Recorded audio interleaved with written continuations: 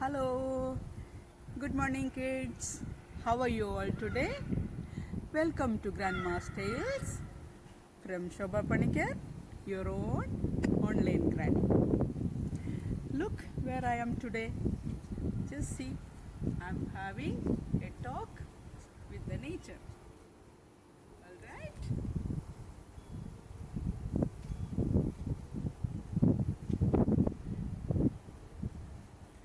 See, I got up at 5 o'clock, I had my shower, and I'm here to talk to you. Alright? This is what I enjoy the most. Okay?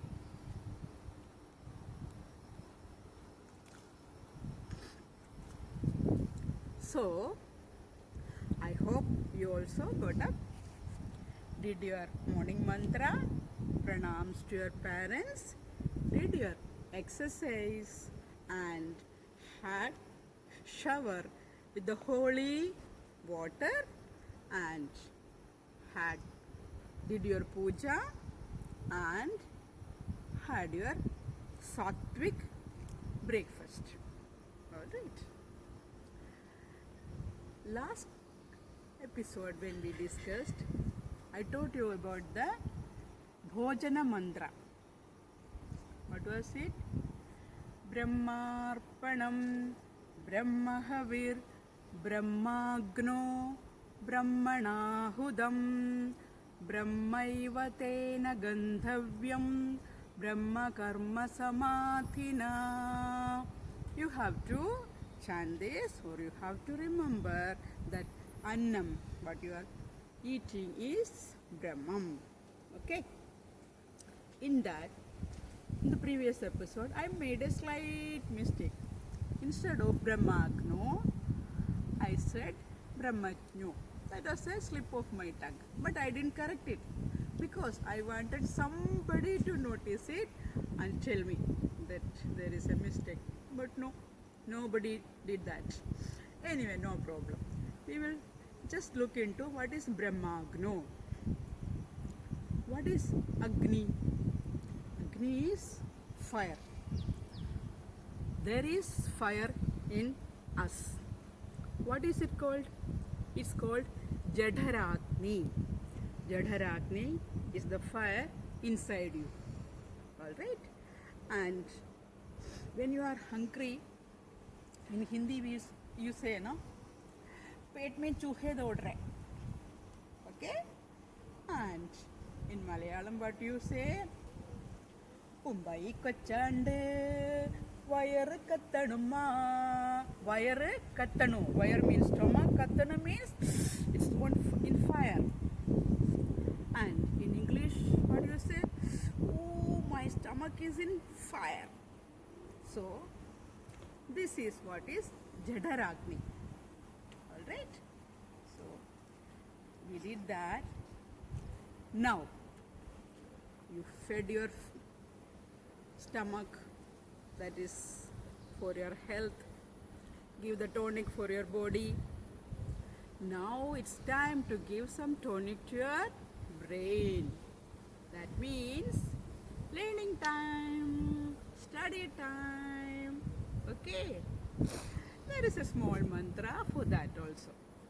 Let us look into that today. Alright? So, you are ready with your books and you are going to study. Revise what you are studying. Okay? Saraswati namastubhyam varade kamarupini vidyarambam karishyami siddhirbhavatu me sada. The meaning: O Devi Saraswati, the goddess of Vidya, the goddess of knowledge, please come and bless me. Please provide me with all the knowledge. Please fulfill my all desires. Please come and bless me. That is the meaning of this shloka. You have to remember Goddess Saraswati before you start your studies. Mivu, what are you going to do? Study. You want to study? Yeah. Okay, before that, you have to chant a shloka. Alright? Yeah. Okay. Saraswati Saraswati. Namastubhyam Namastupyam. Varate Mate. Kamarupini Kamarupine. Vidyarambam Vidyarabdambam. Karishyami Karishami. Siddhir Siddhe. Bhavatu Pavatu. Me Me. Sada. Sada. O Devi Saraswati, O Devi Saraswati. please bless me Please bless me with with all the all the knowledge. knowledge. Please fulfill Please fulfill all my all my desires. desires. This is how This is how you have to you have to learn learn this mantra. mantra. Okay. Okay, now it's time for our game. The fastest finger first. Okay. You have to tell me how many Devis are there in the morning mantra and their names and in which episode of Grandma Tales that was shown. Alright? How many Devis are there in the morning mantra? Their names and in which episode this shloka is discussed in Grandma's Tales. Got it? Okay. Be ready. Your time starts now.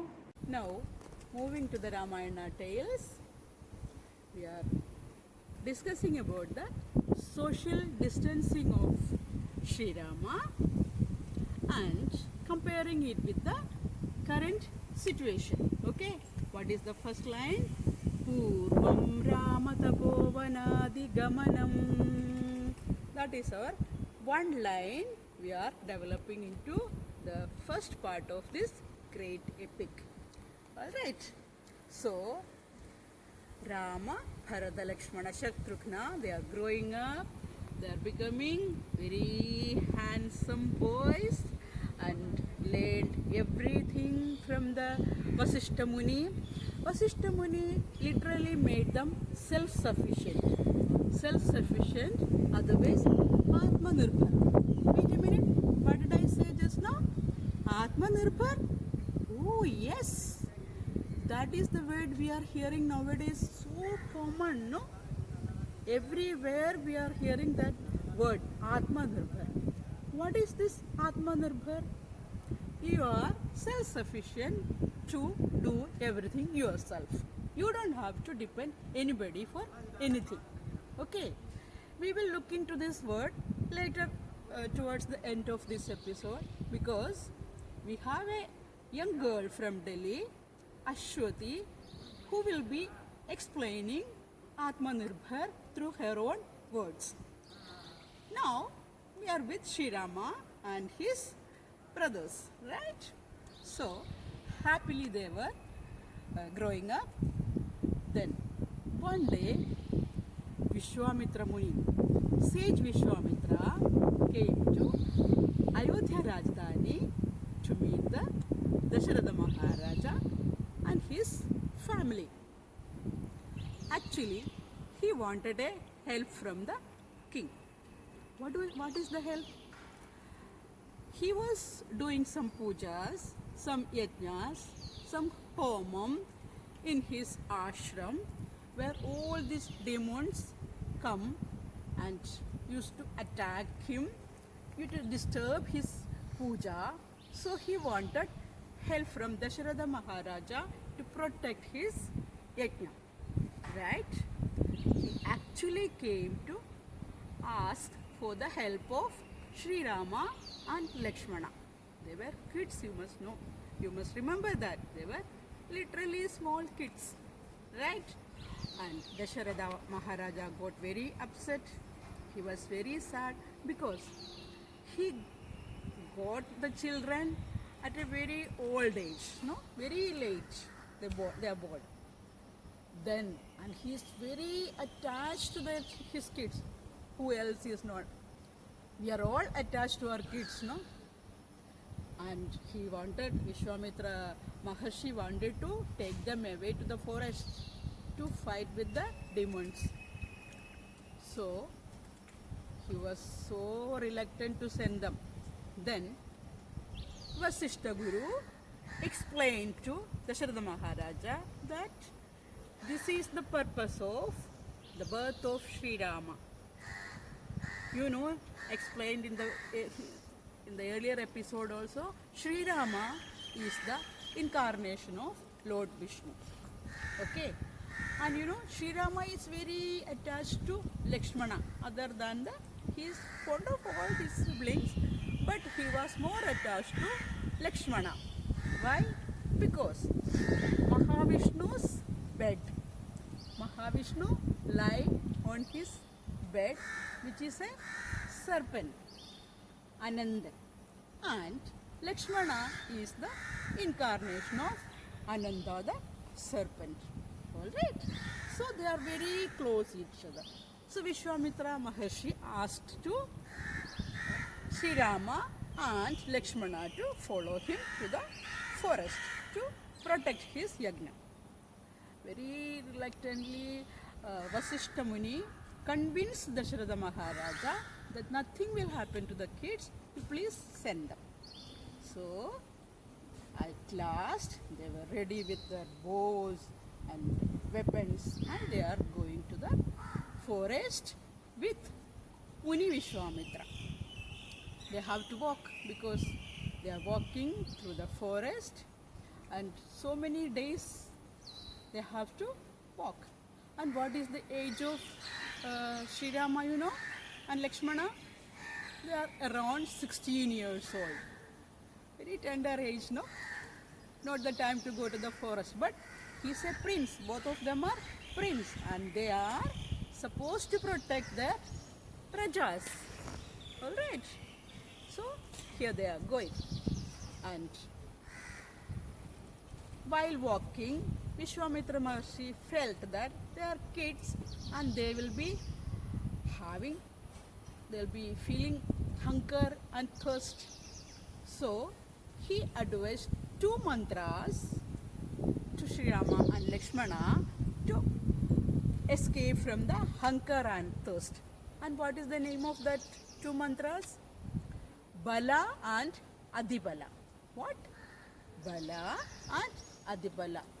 Do you know about any capsule available nowadays to keep you away from your hunger and thirst? If you know, please tell me. Okay. I would like to know the name, right? Okay, so that is Bala and Adibala. They were walking and they were about to cross Tadagavanam. Tadaga. And who is Tadaga? Tadaga is a lady demon. She resides in Tadagavanam with her 2 kids, Marichan and Subahu. And these 2 kids were disturbing Vishwamitra Maharshi also. So Tadaga, know what she used to do? She hides. She hides in the forest, and what she does? She attacks the passerby. She comes and attacks the people who goes. But Vishwamitra Maharshi wanted Rama to kill Tadaga. So he provoked Sri Rama, doing like he started vibrating his bow so that it made a huge sound, fierce sound, and Tadaga came out from her hiding. So the one bow, Sri Rama killed Tadaga. That was the end of Tadaga. What is Tadaga? Actually is all the dark side of us only, no? That is Tadaga. You have to kill your darkest sides so that you yourself emerge as a pure soul. Alright. So after killing Tadaga, they again started walking, and it was night by the time they have to stay somewhere, no? there they saw a ashram, and what is the name of that ashram? Kama Ashramam. So they stayed in that ashram to spend their night. Okay, so now going back to Atmanirbhar, we can hear from Ashwati Jitesh from Delhi. Let us see what she has to say about Atmanirbhar. She is the student of Delhi University. Let us hear Ashwati Jitesh. Okay. Namaste everybody. Isn't it astonishing how a very microscopic organism that is not at all visible to our naked eye has shaken the entire world? It has also urged all of us to adapt to our best practices so as to stop the spread of the virus. It has also provided with a unique opportunity to rediscover ourselves and has provided with this unique opportunity to be Atmanirbhar or self-reliant. While India and its economy tries to be Atmanirbhar by going vocal for local, providing incentives to local producers or increasing homegrown production, how can we contribute in being Atmanirbhar, or how can we make small contributions towards being self-reliant? Using khadi or cotton made clothes that are produced in India can be one of the practices in being Atmanirbhar. Also, growing kitchen gardens in your balconies, producing your own vegetables and fruits, along with keeping a small water pot for birds, especially during summers, is a way of adapting to be Atmanirbhar and being sustainable. It is also necessary that we go out and explore our gardens, parks, etc. Yes, with precautions, of course, maintaining distance, etc. During these times, it is also necessary that we count on our blessings. We must talk to our elders, especially our grandparents, know about their village, community, how they spent their childhood, how their childhood was awesome ones, where they were not restricted like us from going out and enjoying the environment. There is an urgent requirement of taking an action on the grassroots level and using our resources efficiently and carefully in our this long journey of being Atmanirbhar. With love and faith, we all will be able to conquer this virus spread and emerge winners. Till then, stay safe and lead the path to being self-reliant, being productive, and getting to know more of yourself and rediscovering yourself. Thank you. So that is what we heard from Ashwati Jitesh, her own words. She wrote it herself. Okay? You can also try writing. So, going back to the reviews, I got a beautiful video from young Darshana. She made a video of the Snana Mantra through her singing and dancing. And such a wonderful voice she has, Let us see and hear and enjoy what Darshana is doing. Please. Hi, I am Darshana. Today, I will be reciting the Snan Mantra with its meaning and with the help of mudras. O rivers, Ganga, Yamuna, Godavari, Saraswati, the great Narmada, Sindhu, Kaveri,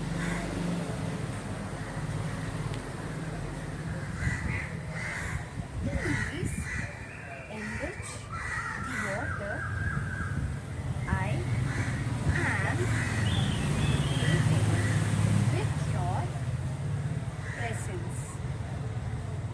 Thank you. Gange cha Yamune chaiva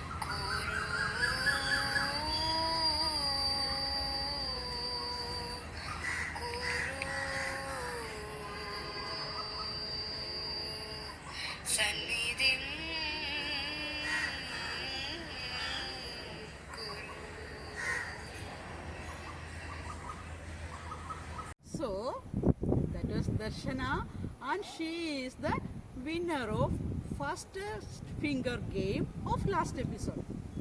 Should have also participated. No? Anyway, don't worry, we have another task coming for you. So let us check the reviews once more. I got more than 15 comments. Very good. I have Anika, Sumananda Tulya, then Nitya Prabhagaran, Vijay, Tamarashri, Vinusha, Prarthana, Srijay, Vrishav, Darshana of course, and Kavya. So many. Did I miss anybody? If I missed, I'll recheck and I'll come back to you. Okay? So, please be safe, stay happy, enjoy your time, and keep watching Grandma's Tales because no adult is allowed if he or she is not accompanied by a child. See you next week with one more very wonderful, marvelous episode. Till then, keep smiling, keep loving Grandma's Tales. Put all your comments in the comment box. Ta-ta. Bye-bye. See you.